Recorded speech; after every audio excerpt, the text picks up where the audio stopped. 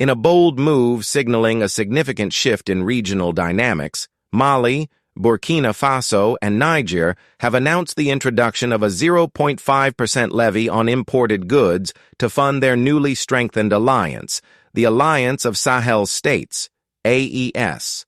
This decision, effective immediately, marks a decisive break from decades of economic integration under the Economic Community of West African States, ECOWAS, and underscores the deepening divide between the military-led Sahel nations and their southern neighbors, such as Nigeria and Ghana, which remain anchored in democratic governance. The levy, while modest in percentage, carries profound symbolic and practical implications for the future of the Sahel region, reflecting a broader ambition to transform the AES from a security pact into a robust economic and political union. The Alliance of Sahel States began as a mutual defense agreement in 2023, forged in response to shared security challenges, including insurgencies linked to jihadist groups and growing dissatisfaction with external interventions, particularly from former colonial power France. Over the past year, however, the bloc has expanded its vision. Beyond coordinating military strategies, the AES now aims to establish a unified economic front, complete with plans for biometric passports to facilitate cross-border movement, harmonized trade policies, and collective infrastructure projects.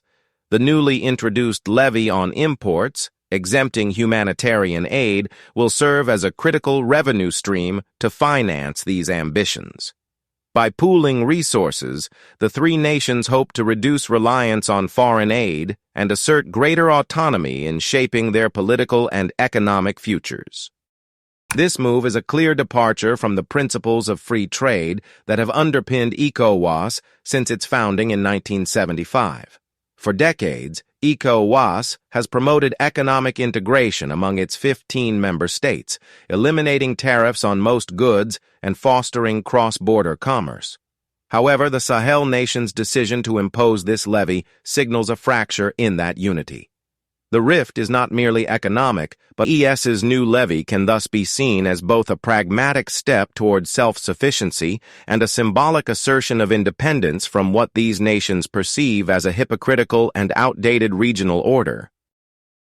The economic implications of the levy are multifaceted. On one hand, it risks increasing the cost of imported goods for consumers in Mali, Burkina Faso, and Niger, countries already grappling with poverty, inflation, and disrupted supply chains due to ongoing conflicts. Critics argue that the tax could exacerbate economic hardship, particularly for low-income households reliant on affordable imports. On the other hand, proponents frame the levy as an investment in collective sovereignty. By generating revenue for the AES, the funds could be channeled into projects with long-term benefits, such as regional infrastructure, joint military operations against insurgents, and social programs aimed at stabilizing fragile communities. The exclusion of humanitarian aid from the levy is a notable caveat, reflecting an awareness of the dire humanitarian crises in the region where millions depend on international aid for survival. Politically, the AES's consolidation represents a calculated gamble by the military juntas in Bamako, Ouagadougou, and Niamey. By aligning their fortunes, these regimes aim to bolster their legitimacy at home and abroad. Domestically, they position the alliance as a defense against external interference and a vehicle for national renewal. Internationally, they seek to attract alternative partners, such as Russia, whose Wagner Group mercenaries have already established a presence in Mali, and other non-Western powers like Turkey and China, which have shown interest in the Sahel's mineral resources. The biometric passport initiative, for instance, is not just a logistical tool, but a statement of intent. A future where Sahel citizens move freely within a unified territory, untethered from the bureaucratic constraints of ECOWAS. The road ahead for the AES is fraught with challenges.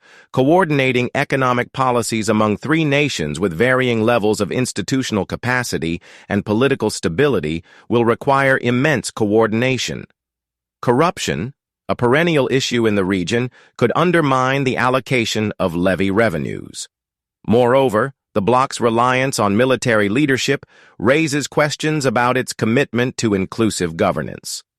While the juntas have promised eventual transitions to civilian rule, their timelines remain vague, and their actions so far suggest a preference for centralized control. For the AES to succeed as a sustainable union, it will need to address these governance gaps and demonstrate tangible improvements in security and living standards for its populations. Before we delve deeper into the implications of this historic shift, I want to take a moment to express my heartfelt gratitude to all of you, our incredible members and subscribers. Your unwavering support fuels this channel's mission to bring you insightful, nuanced analysis of global events. Whether you've been here since the beginning or recently joined, your engagement, through likes, comments, and shares, helps amplify these conversations. If you find value in our content, consider supporting us further with YouTube's Super Thanks feature. Your contributions directly enable us to produce more in-depth analysis and keep this platform ad-free. And for those interested in exploring unfiltered analysis of AES Sahel, more about Ibrahim Traoré, economic strategy, and African empowerment, don't forget to check out our sister channel, Afro Politico Wealth. Links pinned in the description and comments. Together, let's continue building a community informed by knowledge and driven by purpose. The AES's emergence also reflects broader geopolitical currents reshaping Africa.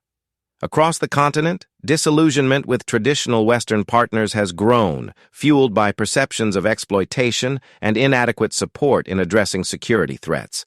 The Sahel's turn toward autonomy mirrors trends seen in other regions, such as the East African Community's push for expanded trade partnerships and the African Continental Free Trade Areas, AFCFTA, vision of Pan-African economic integration.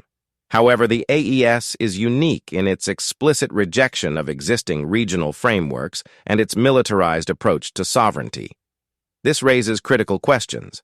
Can economic integration succeed without democratic accountability? Can a union born out of security concerns evolve into a stable, prosperous bloc? The levy itself, while a small step, offers clues. By targeting imports, the AES nations are effectively prioritizing self-reliance. This aligns with a broader philosophy of import substitution industrialization, ISI, a strategy once popular in post-colonial Africa, but largely abandoned under neoliberal reforms. Whether this approach can revive domestic industries remains uncertain. The Sahel nations lack the manufacturing base of countries like Nigeria or South Africa, and their economies remain heavily dependent on agriculture and extractive sectors. However, the levy's revenue could theoretically fund investments in local production, reducing dependency on foreign goods.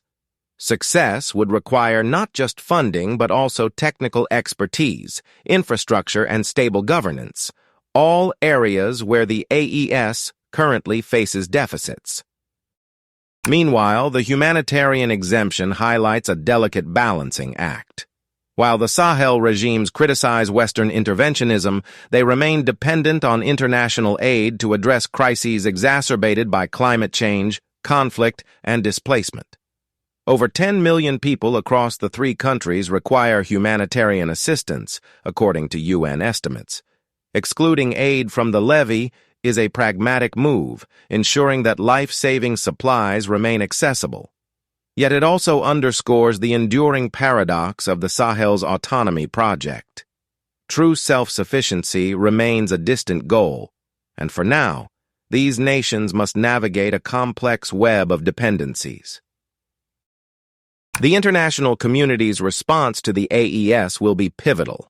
ECOWAS, already weakened by internal divisions and the withdrawal of key members, faces an existential challenge. If the AES thrives, it could inspire other dissatisfied nations to follow suit, fragmenting West Africa into competing blocs. Conversely, if the alliance falters, it may reinforce the status quo, albeit amid heightened distrust. For global powers, the Sahel's pivot offers both risks and opportunities. Russia, for instance, has deepened its engagement through security partnerships and disinformation campaigns, portraying itself as a counterweight to Western imperialism. China, meanwhile, has focused on infrastructure investments, eyeing the region's vast reserves of gold, uranium, and lithium. The EU and United States, meanwhile, are recalibrating their strategies, emphasizing partnerships with coastal West African nations while struggling to retain influence in the Sahel. For the people of Mali, Burkina Faso, and Niger, the AES's success hinges on deliverables. After years of violence and political instability, citizens crave security, economic opportunity, and dignity. The bloc's promise of biometric passports, for example, resonates with communities divided by arbitrary borders, offering a vision of regional belonging.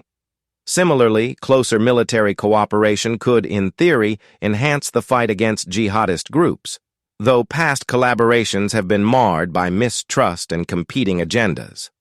Ultimately, the AES will be judged not by its rhetoric, but by its ability to translate unity into tangible progress. As we watch this experiment unfold, one thing is clear. The Sahel is writing a new chapter in its history, one defined by defiance, ambition, and uncertainty. The 0.5% levy is more than a tax. It is a statement of intent, a bet on collective agency in a region long shaped by external forces. Whether this bet pays off will depend on the bloc's ability to navigate the intricate interplay of governance, security, and economic reality.